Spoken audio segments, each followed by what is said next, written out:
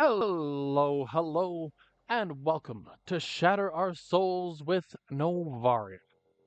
Now, today we are tackling the kind of midpoint of the Sanctuary Fortress. And while we're tackling this, I wanted to talk a little bit on just what this game actually is. Now, I've talked at length about how Metroid Prime Trilogy has some of the best story building, world building in all of gaming, especially for the time it was made.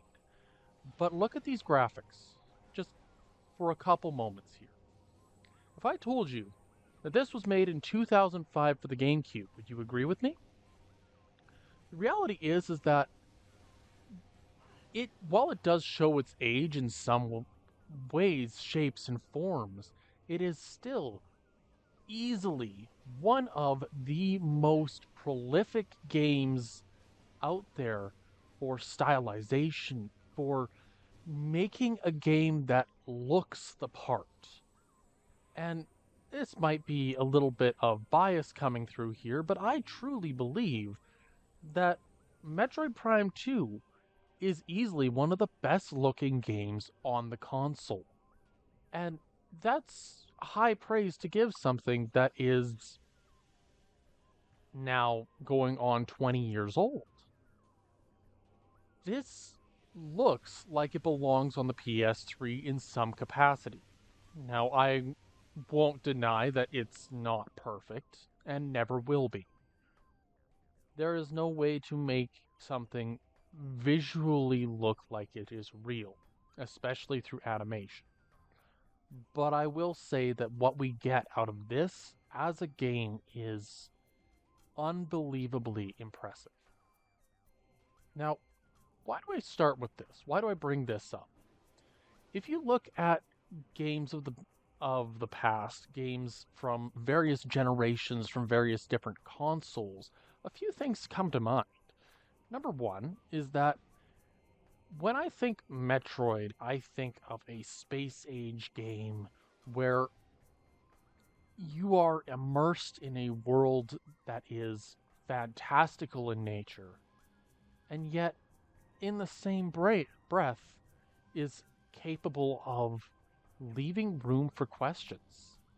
And I know I'm not the only one who's kind of come to this conclusion, but the thing is, or my opinion of it, is that numerous games try to be the next best thing, the most realistic, the most polished out there.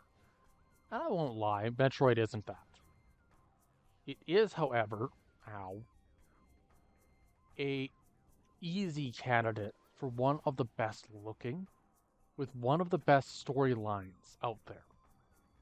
Now, I'm gonna be honest, Prime 2's storyline is a little bit sparse. And that is intentional. If you look at Metroid as a entire franchise, start to finish, a few things come or become abundantly clear. Metroid is very much a play as you go and you'll learn as you go type of game. Now, what do I mean by that? The world of Metroid is full of these little details, even in the 2D games. And these little details tell something more than what we get just on a base nature. And that's fine. I like that about it. But if you take the time and really dig in, there is so much between the lore, the individual itemized information that you get for each of the enemies. Like, there is a different log entry for the Ink Smasher of the light world than there is for the Ink Smasher of the dark world. And that's an important piece to note because it means that they're taking the time to really dig in and actually paying attention to what they're creating. They're trying to create something that has minimal internal arguments against themselves. And while certain species might have the most written or known lore, the reality is that there is always more to dig up. There is often so much more just at a base nature of being able to say, yeah, this is what I gather from this information. A good way of looking at it is, let's turn our attention to Dark Samus. Dark Samus is somewhat more, shall we say, primal in nature. It doesn't want to be, it wants to, it has survival instincts. That's its primary nature. And as you go throughout the game, you can see hints of it learning and planning and growing throughout the duration of the game. This is not a flaw. In fact, quite the opposite. This is the game showing, hey, by the way, this character, there's more than meets the eye. So by the end of the Prime 1, when you defeat the Metroid Prime, and you see this new creature come out from the pool of Phazon that is left behind, you're shocked. You're terrified of what that could be. When you first see Dark Samus on planet Aether, you see a creature identical to yourself, just trying to get a meal. And it looks and feels kind of weird in that moment, because what is this thing, this copy of me? And to a degree, I think that the initial situation was planned. If you look at what happens in the opening moments of Prime 2, there's a few pieces of information that stand out to me. First and foremost is that, enemy. Um, First and foremost is that the Ing do not fight Dark Samus. Dark Samus, as a being of what I will call Phazon, or as a being primarily composed of Phazon, it's already quite a powerful foe. But that's not the end of it. It's not the be-all end-all of this creature. And it took the time to plan out around the fact that Samus could potentially show up, and had the Ing pull Samus's abilities away from her to create this ungodly, powerful being and put it in a state of weakness. So there's intelligence behind this creature. And that's something that wordlessly can be effectively conveyed. By the time you see Dark Samus in the Agon Wastes, you already are getting a sense that this creature is more than meets the eye, as it uses many of your own abilities, like super missiles, against you. And it's using a version of the Hyper Beam, or the Phazon Beam, against you. Weapons that never really got to see full fruition in the original game now come back to haunt you as your enemy's primary weapons. And it invokes a feeling of fear. It makes you question what this creature is actually capable of. By the time you meet it in Torvus Bog, you think maybe Dark Samus is already gone. You've defeated it in the Agon Wastes. It disappeared into a puff of smoke? It's not really smoke, but it's something. It disappears. It's gone. And yet, you end up with this feeling that there's more is coming from this. It effortlessly conveys this information to the player without a single word. And when you meet Dark Samus in the Sanctuary Fortress for the first time, Dark Samus comes down like a meteor, destroys the main bridge, cutting off access to the rest of the world. You are effectively stuck if you don't have all of the armory, or if you don't have the your beam weapons, if you don't have the spider ball You are stuck. Dark Samus has effectively tried to trap you within this effectively the most dangerous zone on the planet because it knows it can't fight you one-on-one yet. The longer the game goes, the stronger this creature gets. It's learning from each encounter, it's planning, it's trying in it, at its best, at its core, to prevent what happened in Prime 1 from happening a second time. And while this is all information that is not spoken, is not written down in any way, shape, or form, it is all conveyed through body language and through actions.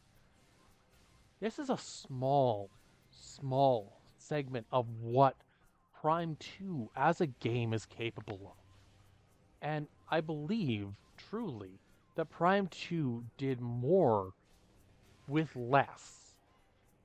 If you look at our modern titles, if you look at the newest Mario or Legend of Zelda, not as much is actually conveyed in your enemies as what is conveyed through Prime 2. And that seems really weird to me. Because why would a game that's had 20 years to perfect the craft struggle more than a game from 2005? And the short version of that is it's because of it being more of a passion project in the early days of the, well, early days, the heyday of the of the Metroid franchise in general, in 2005, it was an amazing game. And that's the thing. This game, this franchise has grown over 20 years. But in its heyday, in its prime in the early 2000s, Metroid was only, I believe, had one true challenger to its throne of space age exploration. And that one true challenger was probably Halo. Do I believe? I believe truly that if any game could combat Metroid, it would be Halo. But Halo is leaning much more into its combat than its storytelling, than its world building. Whereas Metroid is much more about the world building. It's much more subtle about how it goes about making everything work together. This sounds kind of convoluted in a way, but everything fits in the end. So, I bring all of this up because, truthfully, I want to be able to say that Metroid is one of the best franchises out there. And to this day, Prime 2 shows why it has one of the titles of the best games out there. But that's my 2 cents and opinion. Anywho, I've rambled on long enough. What exactly is the point of today's video? Well, you've seen me go around most of the Sanctuary Fortress, setting off small switches and whatnot, getting a couple upgrades. And the reality is that I know that we're getting into the end game here. And the end game is really shown off by three major components. The first is right here. This moment is terrifying. You see a group of space pirates fighting for their lives against Dark Samus. But you see a creature like you with no mercy, no Well, with no mercy, with no. Well, how do I put this? This creature that has all of your powers and none of your, I suppose, human instincts. It is driven by its nature of Phazon to kill, control, and consume. And so, Dark Samus is, for all intents and purposes, everything that you are. And this battle right here shows just how dangerous Dark Samus can truly be. This creature is capable of so much more than your average individual in this universe. If you were to pit Dark Samus against any of the hunters from Prime 2, from Prime Hunters or Prime 3, Dark Samus would win. And there is not a doubt in my mind. Especially as Dark Samus has gotten stronger. Now, I'll admit that this is my single favorite battle with Dark Samus in the trilogy.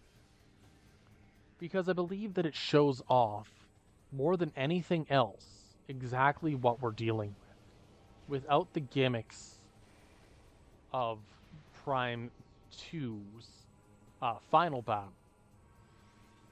Prime 2's final battle against Dark Samus is a little bit gimmicky, in my opinion, and Prime 3's final battle doesn't really show off everything that it could.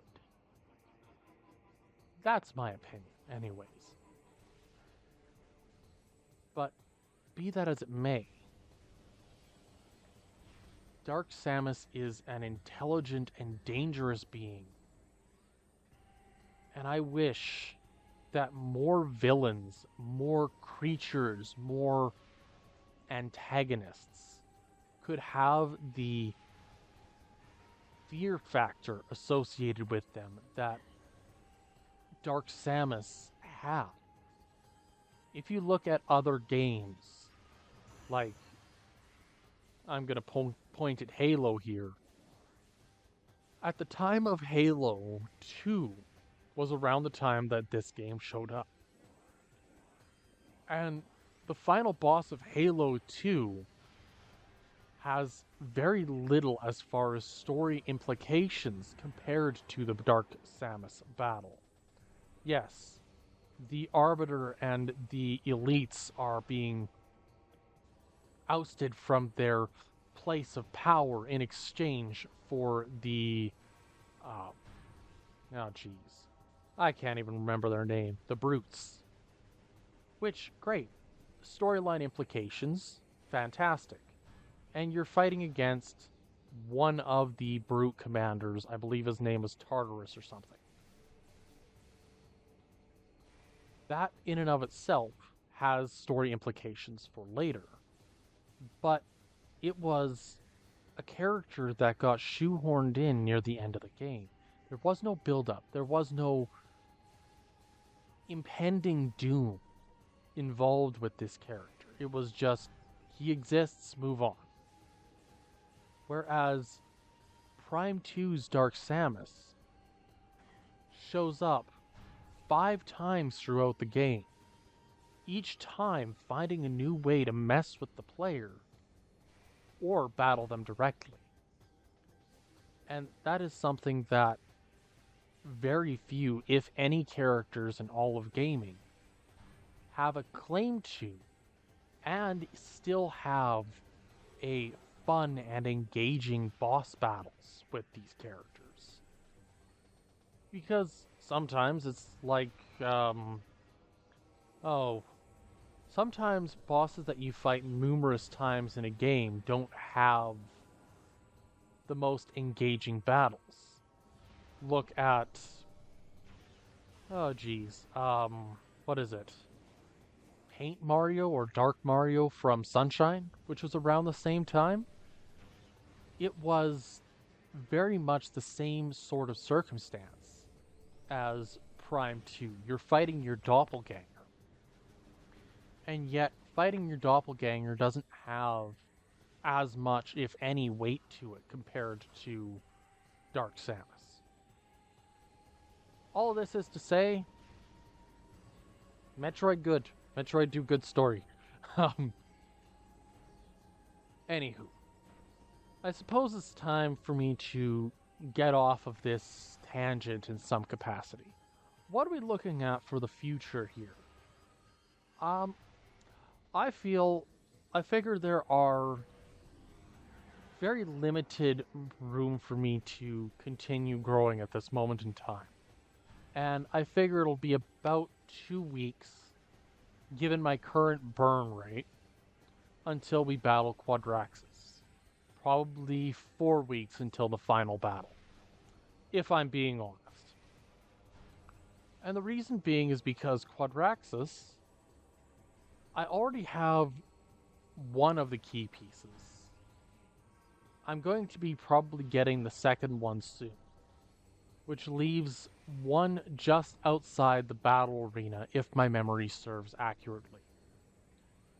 So already there's a huge precedent for me being able to beat this section of the game fairly soon.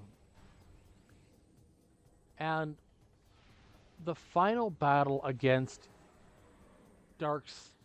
against Emperor Ing and Dark Samus, it's going to take about a day worth of footage to collect each of the various Sky Temple keys.